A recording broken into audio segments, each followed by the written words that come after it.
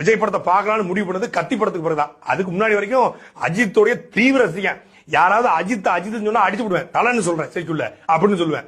அந்த அளவுக்கு. அதுவும் இந்த திருநெல்வேலி முத்துராம் தேட்டர் சண்டை பிடிச்சி கெட்டி பிடிச்சி உருண்டிருக்கும். எத்தனையோ பேரன்பிளாஸ் பூர்ணகலா தேட்டர்லாம் சண்டையா இருக்கு.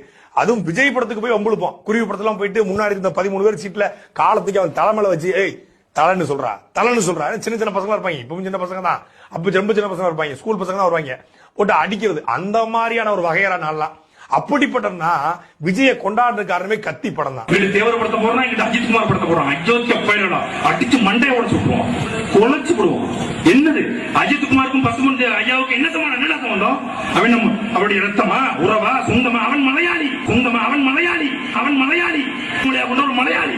அவனை எதுக்கு மலையாளி? அவனை எதுக்கு நீ கொண்டாடுற?